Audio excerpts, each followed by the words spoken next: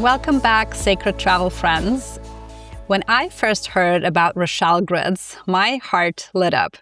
I had no idea what they were, but I knew they are holding a significance that I would like to know more about.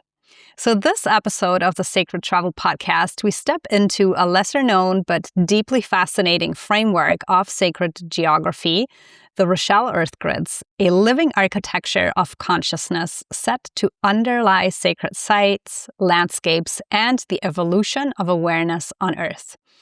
So I researched and I came across my guest, Jackie Queally. She has spent decades guiding pilgrims through Scotland and Ireland, where her lived experience at sacred sites began to mirror and also validate the research of mystic and dowser William Buehler, who first identified the Reshel patterns. She's the author of various books, and she now lives in Scotland, writing a book on the ley lines of Rosslyn and tuning into Gaia. Welcome, Jackie. It's a great pleasure and honor to have you with us today. Hello, and thank you very much for inviting me. You speak of the Reshel as, or when we spoke, as like schematics and consciousness rather than just energetic lines in the landscape. Can you take us into the origin of the Reshel and how your guide, William Buehler, discovered these patterns and what makes them fundamentally different from maybe traditional ley lines? Right. Well, in 1999, I came across William Buehler writing an article under the pen name of William Gawain Stewart, and I really enjoyed the article.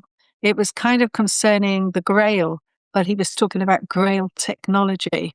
And it turned out he was a metaphysician, very much involved in working out how divine consciousness is expressed in geometry. Now, I'd also done a sacred geometry course as an extramural course in Edinburgh University. And this geometry that Bill, I nickname, his short name, William Buehler, is Bill. Okay, so I might be calling him Bill, and that's who I mean. Bill, his geometry was unrecognizable in comparison with the classical sacred geometry. He had worked out angles that aren't normally used, and he said that these patterns or these grids were the schematic, an overall umbrella schematic for all the grids that would nest underneath it. So he would be in conversation with other geometers who were looking at earth grids, for instance, and then he would see either sometimes they absolutely did more or less correlate in part anyway, but quite often they were at a different frequency, so not quite so evolved. And it took me a long time to realize the background to Bill, that he was actually involved in something called synergy light work. And he was involved in this practice twice a week from 1975, starting in Hawaii with big groups, working and communicating with the inner dimensional beings, and not just, but both within the earth and within the cosmos. And then he took the approach of the Judeo-Christian studies of us. For instance, the Kabbalah was one, but he looked at the way that light language was encoded into sacred scriptures, the Old Testament, some of the New Testament. And also he said that ancient Sanskrit and ancient even Celtic language could also contain these light codes. So he looked at something I was interested in was the sounds of the vowels and the energies of the energies of these words actually occupied different nodes in the geometry, and they had specific functions. And from doing his synergy lightwork practice, which was a kind of meditation group that worked with the silence, went into the silence as the foundation and then moved that silence. So he was able to work out from these inner experiences what the grids on the earth were doing. And from all these different geometers contacting, it gave him an overview of what was going on. And he was able to discern the levels, but not to judge, because he realized that everybody brings something to the pot. The words have ascribed numbers too, and they are all from the ancient Hebrew, but he said it's not like modern Hebrew, it's the light language of earlier times. So yeah, this is how I eventually came to understand them at a deeper level.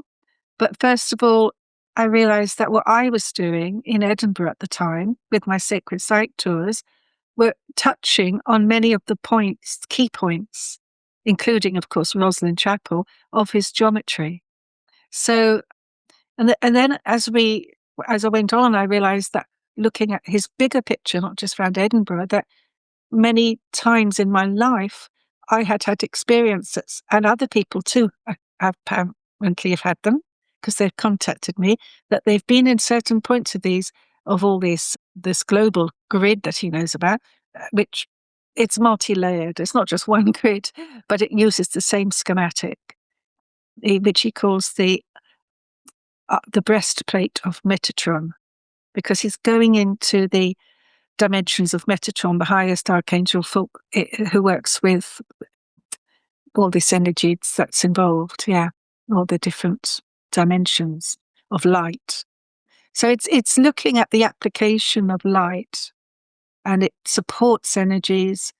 It helps create and sustain and nurture all these energies. It's as you said, it's not just about any ley lines, and I think you said energies. It's a moving, live, dynamic system. So all through his life, because he died about, I think, 10 years ago, maybe less, I've lost count now, he was always working on these grids, and he was applying it to crop circles, especially. A lot of them came through, mirroring what they were experiencing in the light work. And then he also applied it to the Earth, of course, places, and even all the stellar systems and the inner Earth. And he used to say that the inner Earth was the hardest thing for him anyway to contact. Yeah. So actually later on I worked with Marko Pogacnik from Slovenia, who's a real adept at inner Earth energy. So I found that quite a nice compliment to the work I'd done with Bill. Yeah. That sounds very profound and very multi-layered as well. You know, just not just experiencing this like through the earth, or as we said, like these ley lines, but it's almost like, you know, we connect with an entity or a consciousness that is interwoven. And so, yeah, and the multidimensionality of everything in a way, like you touched on language, you touched on scriptures, you touched on the angelic realms, the geometry. So it's everything. So, and I would love for you to go a little bit into, is that something that we can map, or is it a codex, a mapping that we take in order to understand the makeup of reality? What were the two? What was the either? Sorry. Because you talked about mapping, but then you also said something that led me to maybe understand that it's not even about mapping out these grids, but taking it or applying it as a map or as a technology to also gain access to different states of consciousness or dimensions. Yes, no, it's both. The mapping actually is secondary usually. It's okay. So in a way, the connections made to create this placement of the grid over the earth array came from inner experience during this synergy light work practice, and but then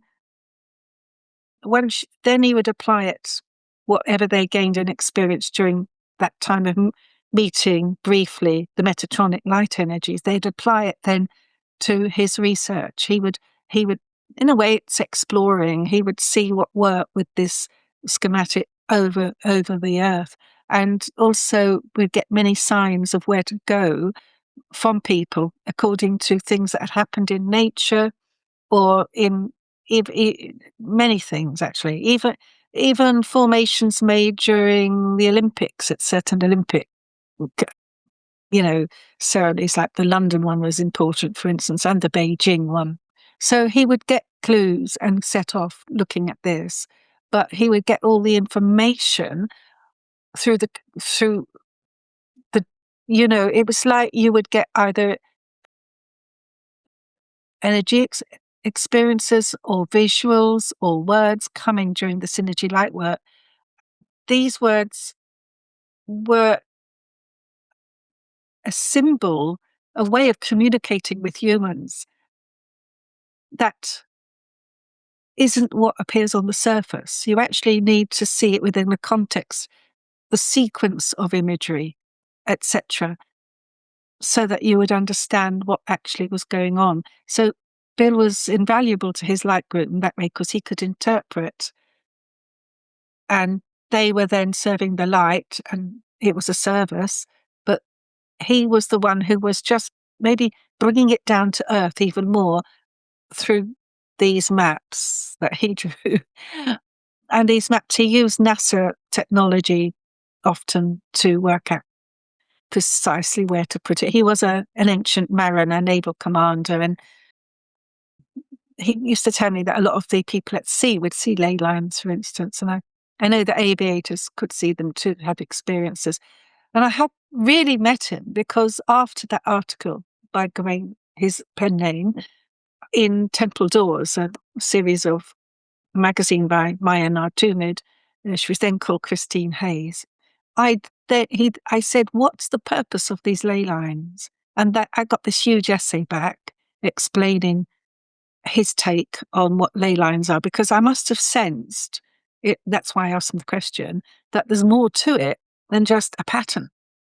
So he drip fed me over several years, really, daily almost, all what was going on with his research, often led by people sharing experiences at places with him.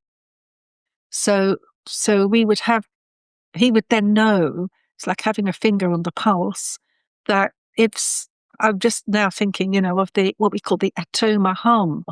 That's when you could hear a buzzing coming up from inside the earth, but there was no electricity cables there at all, And I remember a day that people experienced that in Rennes-le-Château and France. And also I experienced it in Rosslyn Glen with someone at the same, but we didn't know each other. But through Bill having all these reports that people freely gave him, he was able to say, this is identical experience description to what these other people, and sometimes people would give him their work and I would feel called, if you like, by spirit to go to that place myself. And so I did this in Jordan, for instance, a long time ago, spent some time with nomads in the desert. That was wonderful. After a businessman in Amman who was connected to them had found a menorah grid. And another time, there've been several instances actually, where, okay, I need to go there. So Sintra outside Portugal, at Lisbon in Portugal, that was another one. That was really quite profound because before going there, I did a meditation and we were leading a light group in Edinburgh. And when I went there, first of all, before I went there in the meditation, I saw the whole of the planet go through this toroidal, or the sort of like the top opened up and everything came out like a fountain and it completely turned inside out. It's hard to explain. This is like a torus. That's just what energy does in a way. And when it's dynamic. And then I saw this, and it started with the sword coming down, hitting the tip of the earth, and then it opened it all up. And when I went to Portugal, I fortunately was with a group of meditators that live there, and other experiences happened. And for them, it was really confirming what the essence of that place was, and that it was alive. And, so it works through people, and we all carry bits of the jigsaw. It's not just me. But luckily, because I was working and even living then in Rosslyn, Roslyn's a huge cog in the wheel of these grids for Europe and America anyway. And so, and even going into the Middle East. So basically, a lot of information would come to me living in that spot. I was like processing or the process or something, and the witness. And because other people coming on the day tours would have their own experiences also at Rosslyn and other sites nearby. And all of these were often very meaningful in terms of the Reshel grids and what was going on with these grids. So the grid's always evolving. In fact, God is evolving. I feel, God is evolving as we evolve. We're all working in this co-creatively. So we're working with the light, and as you would probably say too, really it's the purest expression of love that we're working with. Mm-hmm.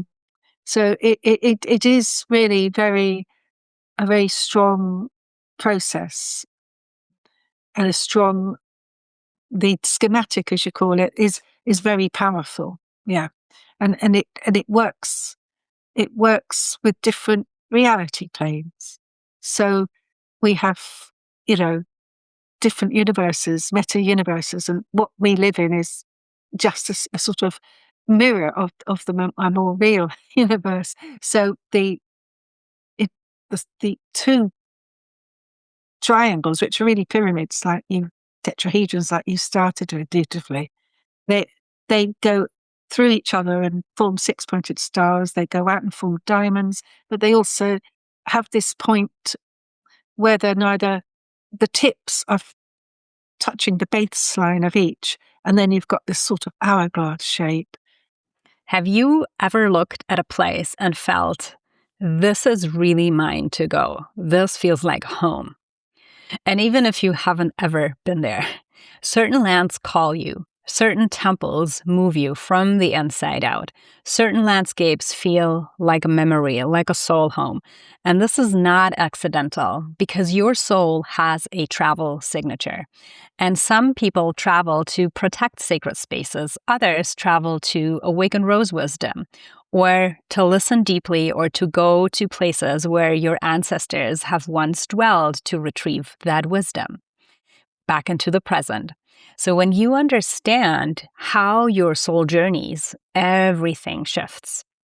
The places that you choose, the experience that you seek out, and the way that you move through the world. If you're curious where your soul actually travels and how, then take the Sacred Travel Quiz. It's a doorway into understanding yourself and your travel soul signature on a deeper level. The link is waiting for you, so click below. So, that is what Bill believes is what he calls the Nutra universe. And all of this is coming out of the silence, and then it pulls apart. And then when the tips of the two triangles meet and then they move through, that is the real tip. It's where what he calls the flashing universe occurs. And so it's very cosmic sort of descriptions of geometry, if you like. And unfortunately, his work has never really been sort of chronicled or anything. There was an attempt with it and it didn't happen. The website stopped again. And it's difficult because Bill would write emails to loads of people in one. If someone asked him a question, he would then pull in 20, 30 more people into his email. So if someone was to try and collate it, they'd have to try and find all these people in the emails and get permission. It's probably never going to happen because so apparently Bill is now working from other dimensions and doing very good work up there, And towards the end of his life, it was mostly to do with non-earthly stuff. I mean, I did remember saying to him, I can't talk about other galaxies to people on an Earth-based tour, And I felt the time really for me was the time when I lived in Scotland first and in Rosslyn, and it's always going to be pertinent, really. It doesn't go away until the whole of the planet has transitioned totally into the new consciousness. Why do you feel that, so many people who feel called to sacred sites right now, and also the earth connection, are diving deeper? Like, what's the purpose or the role of the Reshel grid within this greater understanding and the threshold that we as humanity stand on? Well, it's holding the space for it, I think. I mean, I would see that Bill would, for instance, come up with, just out of an example, different ascended masters. He might start talking about Saint Germain, and then you would see, like, 10 years later, someone saying something similar, as if they've just discovered it. But of course, we'd already looked at that before, but that doesn't matter. We all have different parts, but as is one of the things that is important to realize is that humanity has to keep connected to Gaia. It's not just going out of our bodies, and this is something that I must admit, sometimes I find it a bit too intense with Bill from that aspect, because I always was quite connected to nature too, and that was something I was strong in, he said, aurically. And so, yes, that, and we can't evolve without nature evolving. And if we ignore nature and the earth as a whole, we're not understanding our role as humans, as we have to honor the sacred aspect of nature. The inner earth contains all of the cosmos, so there are many dimensions to the earth too. So even if things are becoming less, healthy, and there's destruction going on, it doesn't mean to say on the etheric level of the earth, things are doing well, because nature in the end will survive, of course. But I'm talking about really the inner energies of the earth. They really are strong. So I don't know what experiences that everyone is having. Haven't got a finger on the pulse like Bill, but maybe you have. But I think that the Reshel will always be there supporting it. Yeah, yeah. At least for this Western culture, lack of culture, maybe. Lack of culture. Yeah, it needs to do a lot of work, doesn't it? Whereas, he doesn't go into China, and really, there'll be things there too. There's bound to be, They have a different consciousness. He just talk about that too, that there's different consciousness in different parts of the globe, or there were, and but everything's fusing now a lot, as cross fertilization and fusion, and we're going to. It's like an involution, I believe, of everything. Yeah, but. Mhm. You also talked about, I just want to see if we can span the arc, because you also talked about this, I think you called it synergy lightwork practice, which feels within that context very profound, to go back to that reciprocity and strengthen the connection with Gaia and with nature and with the grid. Is there certain practices that you can share with us, or how would that look like for you, or the tours, the people that you lead on your tours? Oh yeah, no, I don't. I leave that aside when I do the tours. We don't do the Reshel. The Reshel is best done with a commitment. It's for people to meet every week.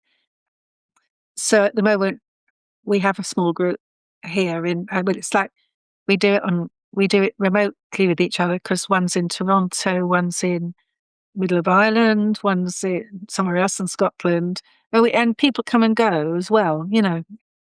So it's the regular turning up to do it, and it's an inner experience. It's actually not describable. It's beyond words.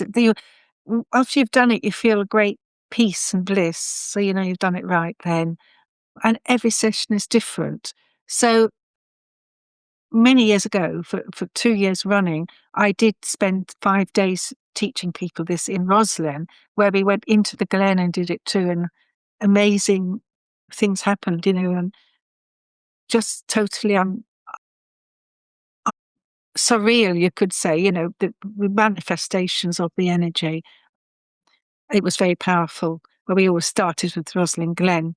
But, sometimes I teach people online how to do it. So maybe they'd like to set up their own group. There's another group set up in America now that way.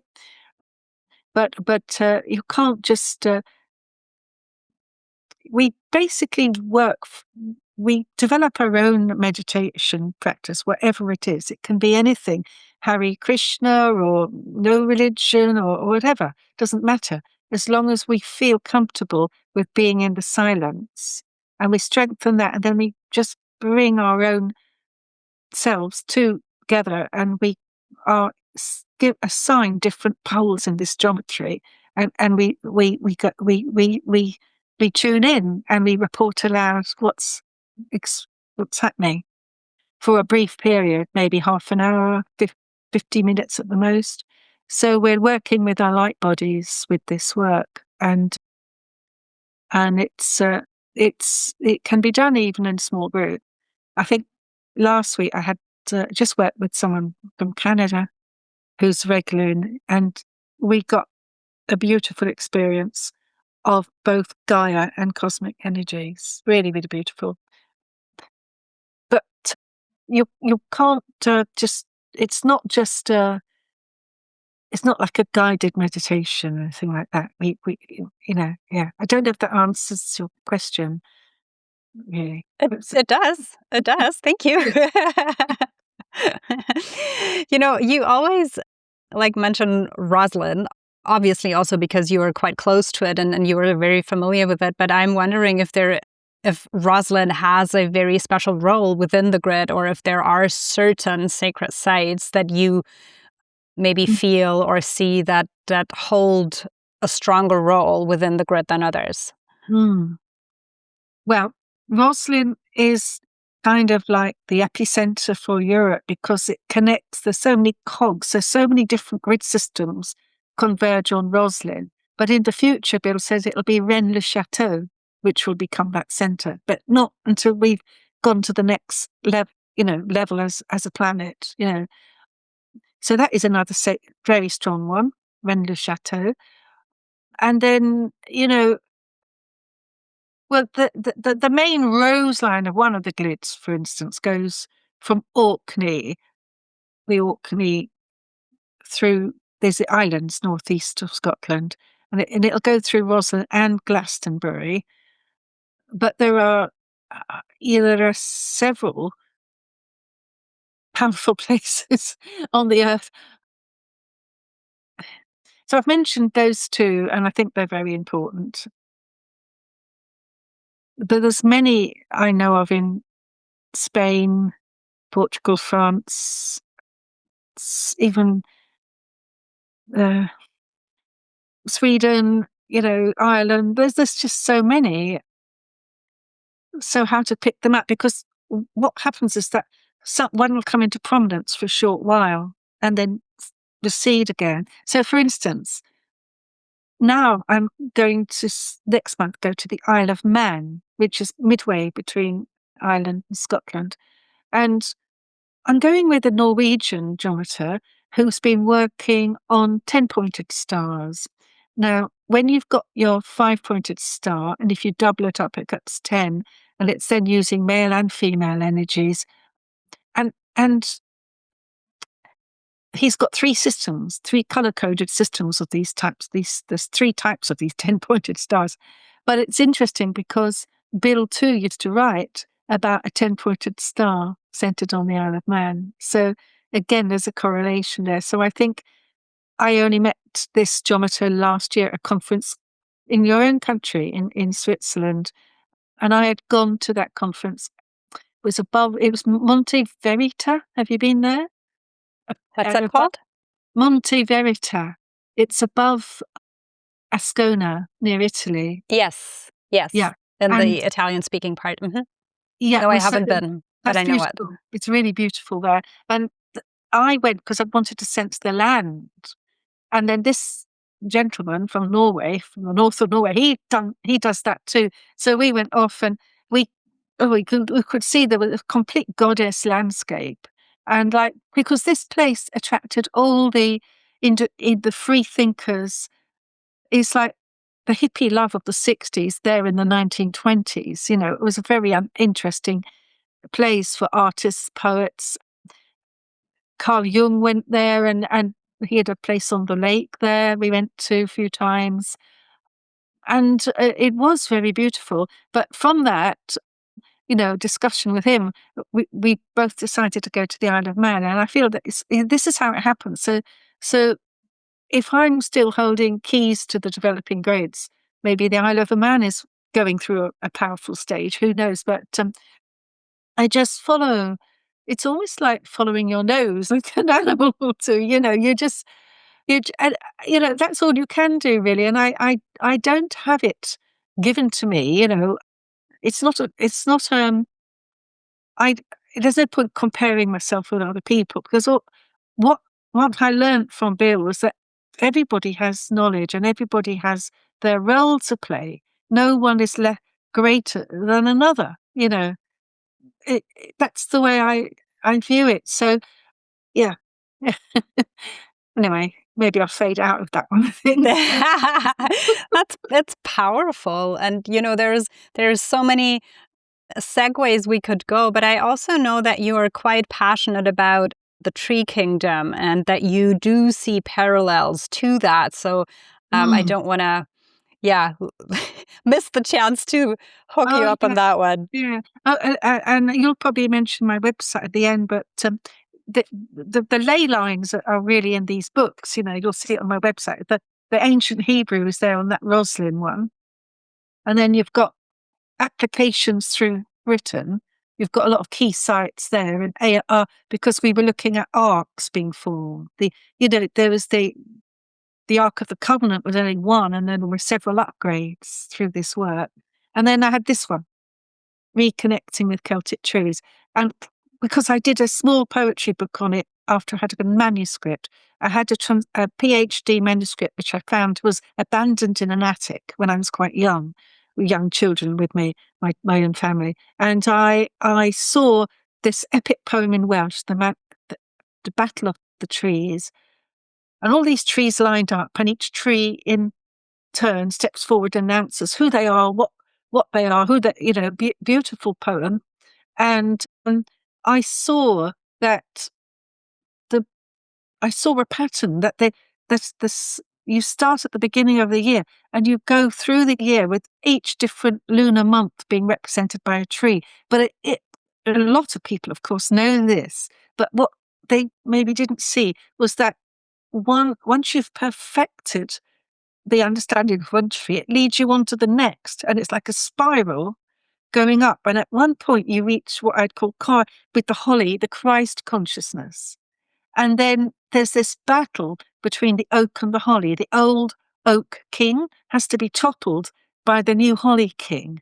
And this is, and basically it's like, it's like this Taurus again. They're going up and then they're going to go out and around again, fall back to the bottom and go, it's going round and round. And so I wrote that book with meditations, and they're quite powerful because, just reading the properties of the tree doesn't really do it for me. What you have to do is understand that they were used as a teaching aid in what they call Druid times. And I don't like joining groups like Druids or whatever, because they had their time, and I don't want to be reinventing the wheel, but I think we can use the knowledge and progress it. So this knowledge of the Reshel in some ways helped me go deeper, perhaps, with the trees than most people can understand. So I think it's a really interesting topic. And when I was in Nova Scotia, of course, they don't have the same trees growing there. So people said to me, what trees should we work with? And I felt it's really for them because they live there.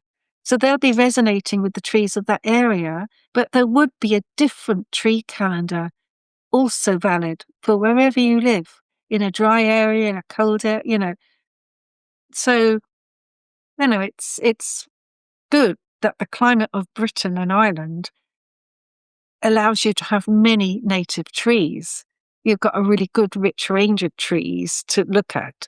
And I think that is maybe one of the reasons why it was these oak groves for Druids were so important in Britain and Ireland, because they had a plethora of plants and trees to communicate with.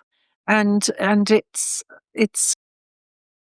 a really beautiful subject, actually, because they had their words in Gaelic or Gaelic too, and they also carried a vibration. It's like you look at the tree, you gaze upon the tree, and then what is the word that you would describe the tree as? That you could just meditate with the word even and get information. And it's also, I've been thinking about this whole toroidal shape where we rise and then we come around and everything. And it's the same with what I do as biofield tuning. In biofield tuning, I practice in tuning process. That's how we treat the human body. So we too are a sentient being. We too mimic the earth that we come from. The earth does this. Trees do it. We do it. We all have this ability to transform our energies into something new. That's what the Reshel is aiming at, supporting that process. Mm-hmm. Yeah. It almost, seems to me that the Reshel grid in itself is a Grail map. And I know that you mentioned Grail in the beginning. It is, exactly. Yeah. And also the Isle of Man that I mentioned is at the centre of this. It's called the Round Table Grid, and there's strong associations with Merlin on the island. One of my best friends who died, he had great Merlin. Two of them had great Merlin energy. Merlin worked with them. So we had amazing experiences with animals and things when we went out, because we were invoking Merlin in our prayers.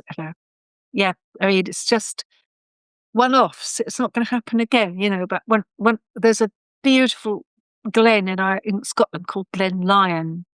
And when we went to these rock formations that in Catholic times it was called the Praying Hands of Mary, because the rocks look like ledgers. Have you been there? I haven't been there, but I saw pictures. Yeah. Okay. Yeah. Well, actually, there's a lot of little mountain peaks around, and the stags, after we finished Our Father, because that friend was a minister too, a very eclectic minister. Then the stags came along and they walked along the path to the tips of each precipice, and following them were loads of female deer. And then they looked down on us praying this prayer. And when we finished and we looked up, and it's almost like electrically they all connected, and then they turned around and they all went down again. And my friend with me had invited me to this formation. He said, early in the morning at a conference, he says, you've got to come with me. I said, why? I didn't want to get up at 5 a.m. He said, Merlin's told me it's you and me to go to the Praying Hands of Mary. And we had that experience, and he just took it in his stride. He said, there's been other experiences at that rock for me too, but that was lovely, because Merlin still exists in the ether. He lives on. And I also want to say that we live in times where we don't need to go through years and years of training in anything. I think if we are sincere in our intent and we ask for help from a divine intelligence, a light being, whatever, I believe that they will come to you. We have to understand things can happen very quickly now. It's not like even in the 70s, things have changed a lot. Mm-hmm. Yeah. Yeah, that's true. Everything is accelerating. Jackie, I'm so happy that you got us, this introduction, because it really feels that we like received a glimpse of this entire mapping and consciousness that's just huge. But I mean, at least for my part, can say that I'm even more intrigued now. And I also know that you have a presentation on your website where people can go and buy that to have a real deep dive. And you're also offering basically a free talk after.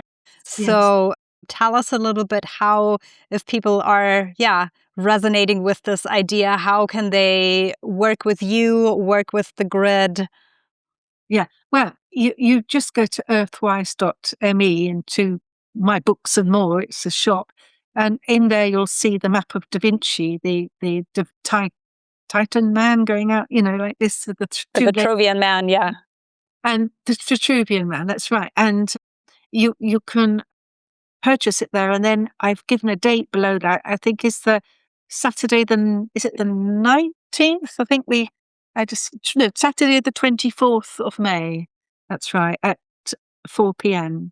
So that gives people a chance to listen to it, and then they can come and all meet online contact me and I'll give them a link to discuss it with their questions or experiences or whatever.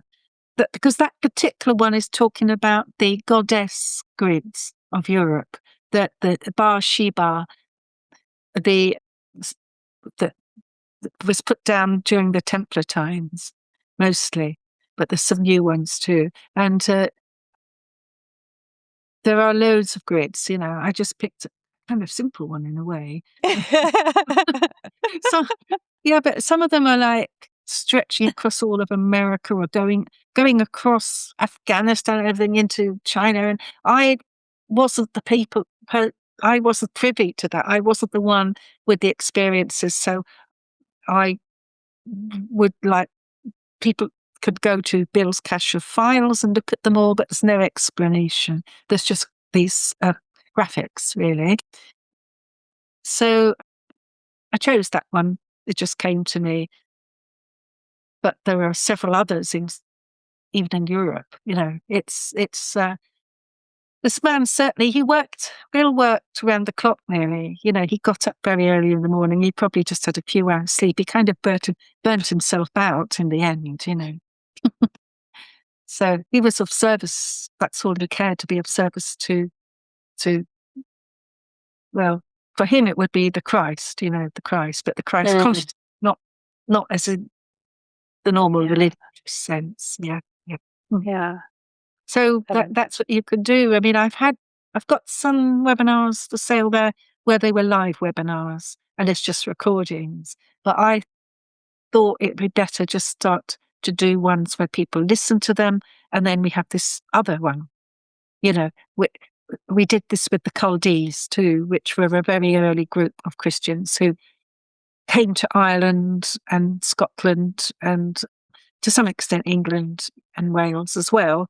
And they were probably the diaspora when the Romans had sacked Jerusalem, and they very early Exodus, and then they went on till the early medieval times in British Isles and Ireland. So that's a very fascinating subject, because I think they laid the way for the Knights Templar and coming. They work with the land more, and you can sense them in places you go to, that where they used to work and pray. So these were like early people working with grids, but the grids evolve all the time. But the earlier examples are still valid. So you can go in at any angle. You don't because everything in these grids keeps evolving, and these grids are not static. There's anchor points like Rosslyn, but they're expanding, shrinking, duplicating, doing everything, because they're working in the etheric, where there's no body, there's no time and place in a way. It's just dynamic. Yeah. Okay. Wow, there is so much. So let's get people started with what you have prepared. And then from there, they can find out more. We're going to be putting the links in the show notes. Thank you for that, Julia. Thank you, because you asked about the Reshel Grids. And I first of all thought, oh gosh, it's such a dense subject. Why would anyone want to listen to it? And you said, oh, there are people, because there's nothing much on the internet, you said.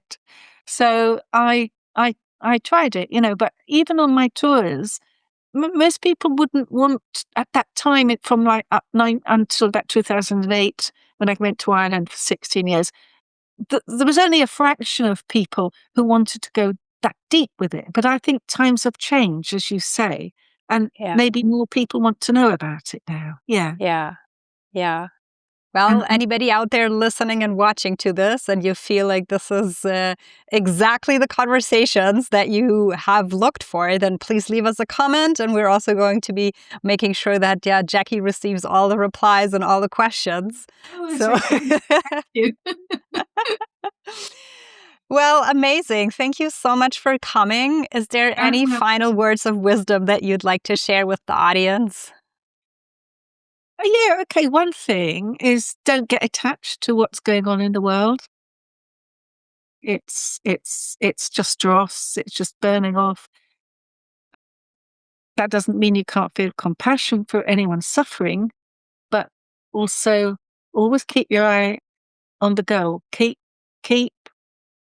in your heart and your mind that we are light, and the light is there, and focus on the light. Focus on the this, because the more you remember it's there, the more it will appear. But if we ignore it, it's not so healthy. We start to spiral back. Each person has to keep up their vibration in a way, in whatever way they can do it. That's important now. Yeah. Those are beautiful words of wisdom. Thank you so much for coming and sharing all of that with us. It's been a real pleasure to have you. Thank you, Jackie. It was very lovely to meet you and to listen to your questions. And thank you very much again. Thank you. Have a nice day. Bye.